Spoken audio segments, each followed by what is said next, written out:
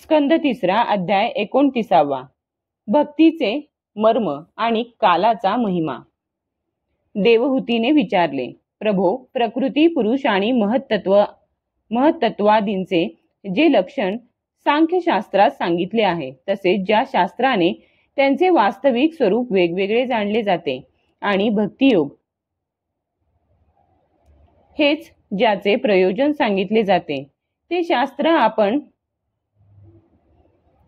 मला कथन केले. आता भक्ती योगाचा मार्ग मला विस्तारपूर्वक सांगावा. हे भगवन, याशिवाय जीवाच्या जन्म मरण रूप अनेक प्रकारच्या गतींचे सुद्धा वर्णन करावे, जे ऐकल्यामुळे जीवाला सर्व प्रकारच्या वस्तूंविषयी वैराग्य निर्माण होते. तसेच ज्याच्या भयामुळे लोक शुभकर्मांना प्रवृत्त होतात आणि जो ब्रह्मादिकांहूनही श्रेष्ठ आहे, त्या सर्व समर्थ अशा काळाचे स्वरूपही आपण मला सांगावे.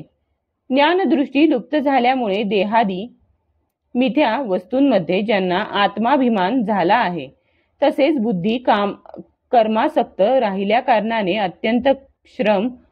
अत्यंत श्रम घेऊनही जे पुष्कळ काळापासून अपार अंधकारमय अशा संसारात निद्रिस्त झाले आहेत, त्यांना जागविण्यासाठी आपण जणू योग प्रकाशक सूर्यच प्रगट झाला आहात. मैत्रेय म्हणतात, कुरुश्रेष्ठ विदुरा, मातेचे हे मनोहर वचन ऐकून महामुनी कपिलांनी तिची स्तुती केली आणि दयेने कळवळा येऊन अत्यंत प्रसन्नतेने ते तिला म्हणाले.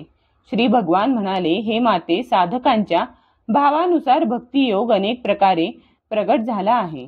कारण स्वभाव आणि गुणांच्या भेदामुळे मनुष्याच्या भावनांमध्ये भिन्नता असते. प्राणी व ईश्वर यांच्यात भेद पाहणारा जो क्रोधी पुरुष हृदयात हिंसा, दंभ किंवा मत्सर असा भाव ठेवून माझ्यावर प्रेम करतो, तो माझा तामस भक्त होय. जो पुरुष विषय, यश आणि ऐश्वर्य मिळविण्याच्या कामनेने प्रतिमा इत्यादींमध्ये भेदभाव बाळगून माझे पूजन करतो, तो राजस भक्त होय. जो मनुष्य पापांचा क्षय करण्यासाठी किंवा परमात्म्याला अर्पण करण्यासाठी पूजन करणे आपले कर्तव्य समजून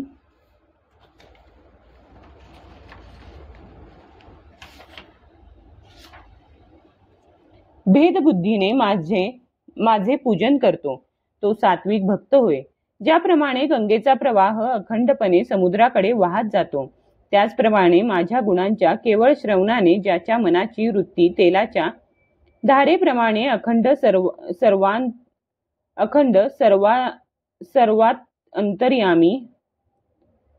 सर्वातयामी असणाऱ्या माझ्याकडे असते. तसेच पुरुषोत्तम अशा माझ्याबद्दल जे निष्काम आणि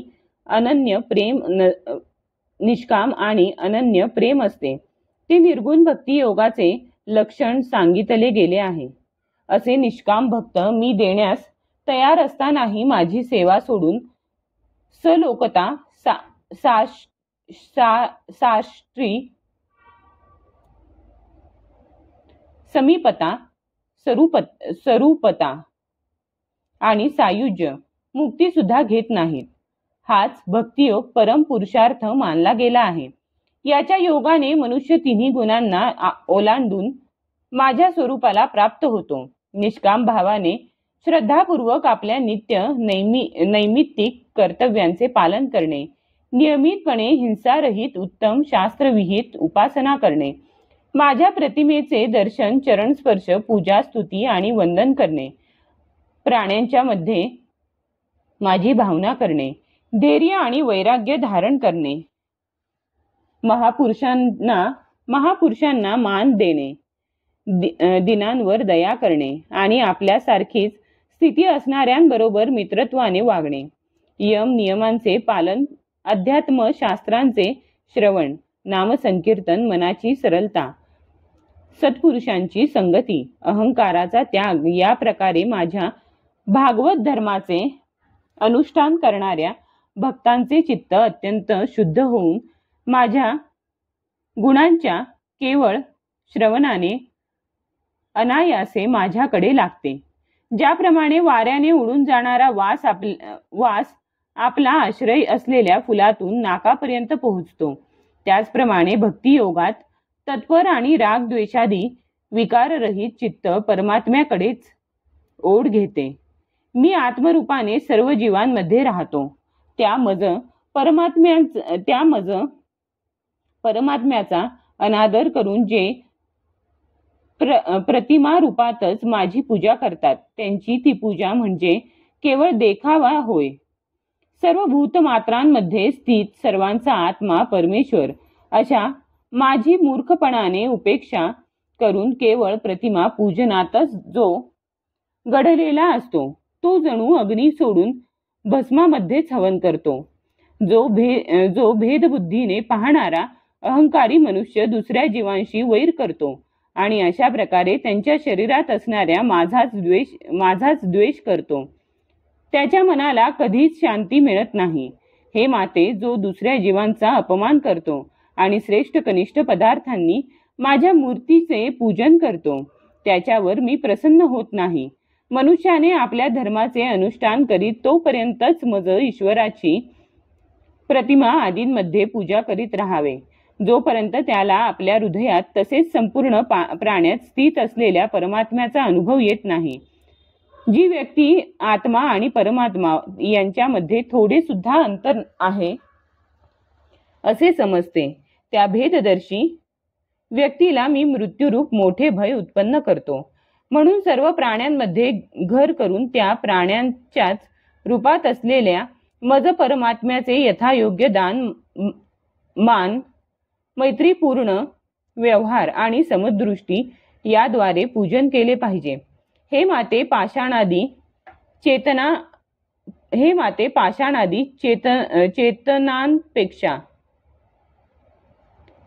पाषाणादी अचेतनांपेक्षा वृक्षादी जीव श्रेष्ठ आहेत.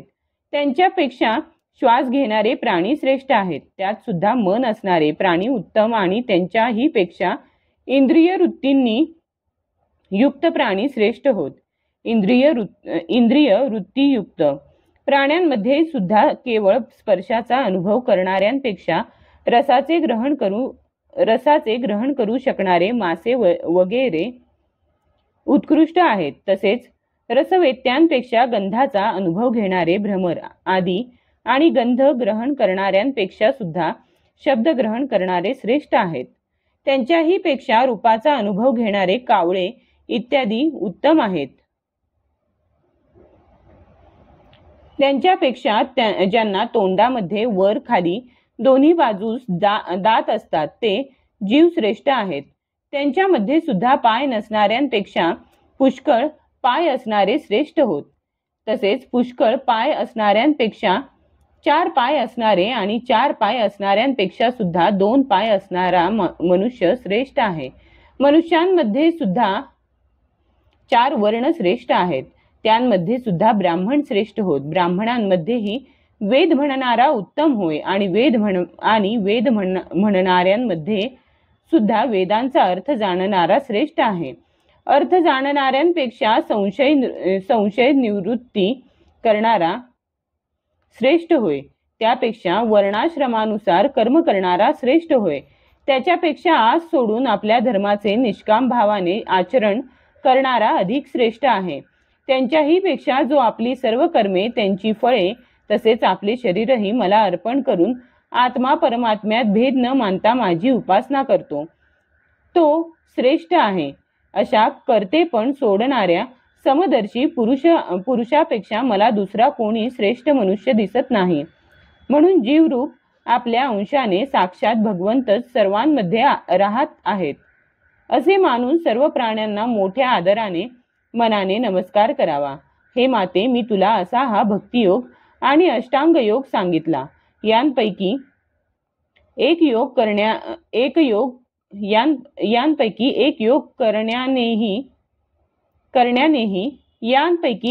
करण्यानेही जीव भगवंतांना प्राप्त होऊ शकतो.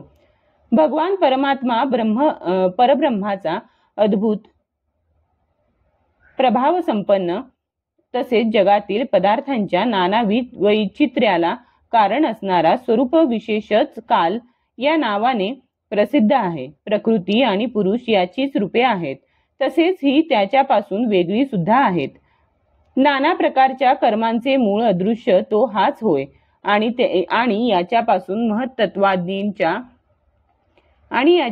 महत्त्ववादींच्या अभिमानी भेददर्शी प्राण्यांना नेहमी भय असते.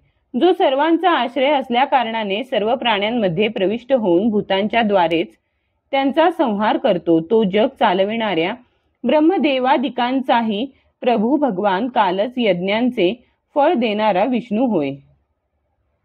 हा काल कोणाचा मित्र नाही, कोणाचा शत्रू नाही आणि कोणाचा सगा सोयराही नाही. हा नेहमी सावध राहतो आणि आपल्या स्वरूपभूत अशा श्री भगवंतांचे स्मरण होऊन भोगरूपी प्रमादात पडलेल्या प्राण्यांवर आक्रमण करून त्यांचा संहार करतो आणि आपल्या स्वरूपभूत अशा श्री भगवंतांचे विस्मरण होऊन भोगरूपी प्रमादात पडलेल्या प्राण्यांवर आक्रमण करून त्यांचा संहार करतो. याच्या भीतीनेच वारा वाहतो, याच्या भयाने सूर्य तापतो, याच्या भयाने इंद्र वर्षाव करतो आणि याच्याच भयाने तारे चमकतात. याच्या भयानेच वनस्पती वेली इत्यादी योग्य वेळी फुले फळे धारण करतात. याच्याच भीतीने नद्या वाहतात आणि समुद्र किनाऱ्याच्या बाहेर जात नाहीत. याच्या भयाने अग्नी प्रज्वलित होतो आणि पर्वतांसह पृथ्वी पाण्यात बुडत नाही. याच्या आज्ञेनेच आकाश जिवंत प्राण्यांना अवकाश देते आणि महतत्व अहंकार रूप शरीराचा 7 आवरणांनी युक्त अशा ब्रह्मांडाच्या रूपाने विस्तार करते. या कालाच्याच भयाने सत्वादी गुणांचे अभिमानी विष्णू आदी देव ज्यांच्या अधीन हे सर्व चराचर जग आहे, आपल्या जगत रचना इत्यादी कार्यांत अनुक्रमानुसार तत्पर असतात. अविनाशी काल स्वतः अनादी परंतु दुसऱ्यांना उत्पन्न करणारा आहे, तसेच स्वतः अनंत असूनही दुसऱ्यांचा अंत करणारा आहे. हा पित्यापासून पुत्राची उत्पत्ती करीत सर्व जगाची निर्मिती करतो आणि आपली संहार शक्ती जो मृत्यू त्याच्याकडून यमराजाला सुद्धा मारून त्याचा अंत करतो. अध्याय 29 समाप्त.